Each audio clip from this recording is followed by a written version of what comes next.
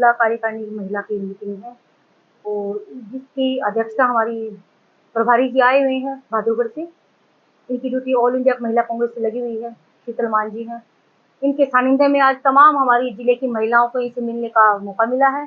और आपको पता है कि आने वाले समय चुनावी माहौल है और हरियाणा में माननीय भूपेंद्र हुड्डा जी सरकार बनाने जा रही है। उसी के सानिध्य में हमारी प्रदेश अध्यक्ष सुधा भारद्वाज जी के दिशा निर्देशानुसार एक महिला नारी न्याय सम्मेलन करने जा रही हैं।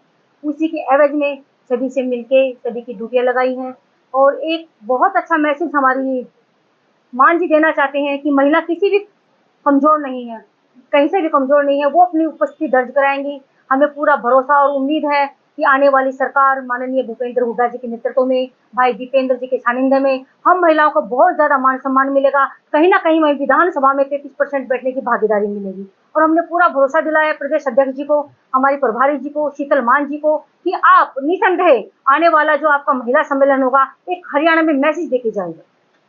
देखिए ये जो नारी वाला न्याय यात्रा वाला सम्मेलन है जो हमारा, ये महिलाओं में उनकी भागीदारी सुनिश्चित करने के लिए किया गया है, जिसकी मैनिफेस्टो कमेटी की चेयरमैन श्रीमती गीता बुक्कल जी हैं, उनकी भी उपस्थिति होगी कि महिलाओं की क्या-क्या समस्याएं होती है, कहाँ-कहाँ उनको जूझना पड़ता है, क्या उनके फील्ड में समस्याएं आती हैं, उस विषय में मैनिफेस्टो के बारे में वो उनसे विचार मांगे जाएंगे कि जो माननीय हमारे दीपेंद्र हुड्डा जी हैं, वो जो मैनिफेस्टो तैयार करने जा रहे हैं हरियाणा का, गांव-गांव जाके, घर-घर जाके, जिला-जिला जाके महिलाओं से पूछ के उनकी भागीदारी की, उनके समस्या के विषय में बातें की जाएंगी। उस विषय में ये महिला सम्मेलन रखा गया है। संदेह हम लोग बिल्कुल आश्वस्त हैं।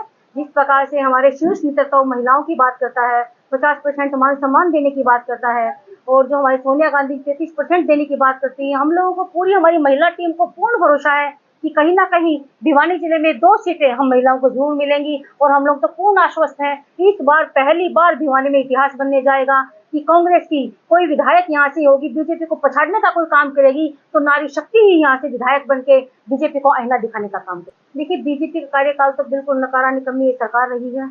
इन्होंने हमारे युवाओं से रोजगार छीनने का काम किया है, भ्रष्टाचार में ये लोग लिप्त रहे हैं। इन्होंने कहा था कि हम लोग टोल फ्री देंगे, महिलाओं को सम्मान देंगे, कहीं भी ये काबिज नहीं उतरे हैं।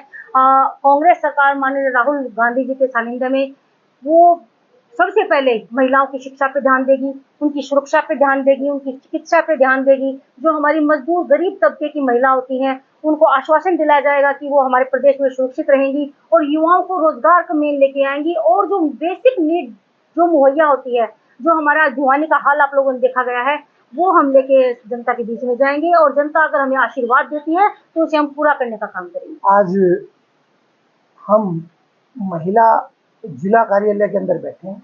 आज हमारी महिला की भिवानी प्रभारी शीतल मान जी, अमन तंवर राघव जी जो जिला की महिला अध्यक्ष है, उनके नेतृत्व में जिले की मीटिंग लेने आए और जिले की मीटिंग का औचित्य ये था वैसा कि प्रदेश के अंदर जिस तरीके से बीजेपी ने तानाशाही रवैया अपनाया हुआ है, जैसे लोगों के साथ दुर्व्यवहार कर रही है, तो महिलाओं के साथ भी बहुत अत्याचार हो रहे हैं। उन अत्याचार को कैसे हल किया जाए, उन महिलाओं की बातों को कैसे सुना जाए, उस पर्पज को लेके आज जिला अध्यक्ष अमन तंवर राघव जी और शीतल मान जी, इन्होंने एक निश्चय किया है कि इनका जो जिले की कार्यकारिणी है, ब्लॉक अध्यक्ष हैं, जिले के और सदस्य हैं, वो प्रत्येक हर गांव में, हर गलियों में जाएंगे और उन महिलाओं से मिलेंगे जिनके साथ अन्याय हो रहा है, जिनके साथ अत्याचार हो रहा है, और कांग्रेस की नीतियों को बताएंगे।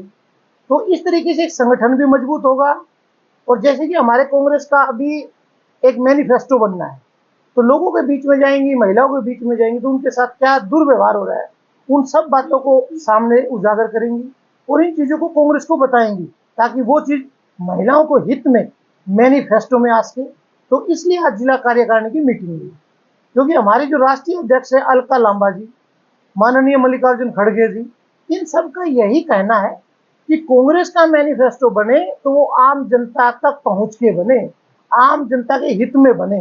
तो आज ये जिले कार्य करने के लिए मैं अमन तंवर राघव जी को बहुत बहुत बधाई देता हूं कि इनकी इतनी मजबूत टीम आज यहाँ मिली हमें। तो मैं इन बहन जी का धन्यवाद करता हूँ, कांग्रेस महिला दल का सभी साथियों का धन्यवाद करता हूँ कि इतनी मजबूती से काम कर। देखिए भाई साहब, बीजेपी एक ढकोसला पार्टी में कह सकता हूँ, क्योंकि बीजेपी सिर्फ झूठ बोलती है। देखिए प्रचाली क्या बात है, तो हरियाणा के अंदर, हरियाणा HPSC जिसको बोलते हैं, हरियाणा पब्लिक सर्विस कमीशन, उसके ऑफिस में पैसे पाए जाते हैं। जो भी पेपर लेते हैं वो पेपर लीक हो जाता है। तो ये करवाता कौन है? क्योंकि बाहर की कोई एजेंसी तो लेती नहीं, सरकार के आदमी कराते हैं। तो इसमें बीजेपी के लोग ही संलिप्त हैं। हमें उसकी जांच करनी चाहिए, हमें पता करना चाहिए कौन है। अब नेट का एग्जाम हुआ, अभी नीट का एग्जाम हुआ, दोनों के दोनों लीक हो गए। अरे भैया, अब ये देखिए, गरीब से गरीब बच्चा एग्जाम देता है, उनका टाइम भी वेस्ट होता है, उनके पैसे भी लगते हैं, उनके फॉर्म के पैसे भी लगते हैं, वो कहाँ से आएंगे? तो इनकी निष्पक्ष जांच होनी चाहिए और जो आपराधिक आदमी है उनके ऊपर कानूनी कार्रवाई होनी।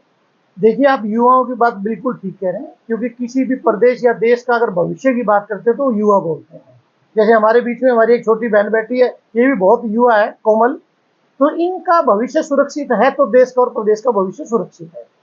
हमारी अभी एक प्रदेश की मीटिंग हुई थी युवा कांग्रेस की दिल्ली के अंदर।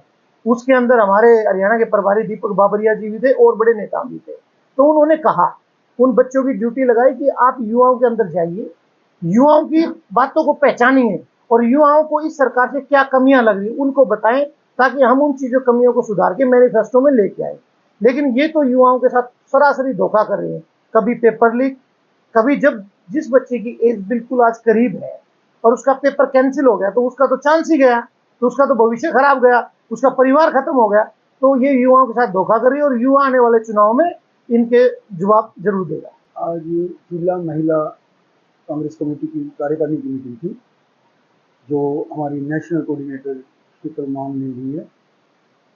भिवानी से जिला भिवानी की महिला अध्यक्ष अमन तंवर राघव के सानिध्य में ये मीटिंग हुई है। आज लोग बीजेपी की नीतियों से बहुत तंग हैं, जरूरत है लोगों को संगठित करने की, उसी के बारे में ये मीटिंग बुलाई गई है। हमारे सुप्रीम पावर राहुल गांधी जी के निर्देश हैं, लोगों को कांग्रेस से ज़्यादा जोड़ो। उसी कड़ी में अमन तंवर राघव भी लगी हुई है औरतों लेडीज को जोड़ने के लिए। उसी लिए ही ये मीटिंग यहाँ बुलाई गई थी। ये कांग्रेस पार्टी का ऑफिस जैन चौक एरिया में है, काफ़ी टाइम से है। यहाँ से संगठन का कार्य भी चलता रहा है, अब भी चल रहा है। तो सभी ने एकजुट होकर कार्य करने की जितनी भी मेंबर्स थी, सुमन हो गई, कोमल हो गई, बाकी के नाम तो मेरे को ज़्यादा नहीं मालूम है, लक्ष्मी हो गई, हाँ, तो प्रेमवती हो गई, ये सभी ने मिल के प्लानिंग बनाई है कैसे शहर में घुसेंगे, कैसे हम कांग्रेस को मजबूत करेंगे, क्योंकि लोग कांग्रेस की तरफ झुकाव है।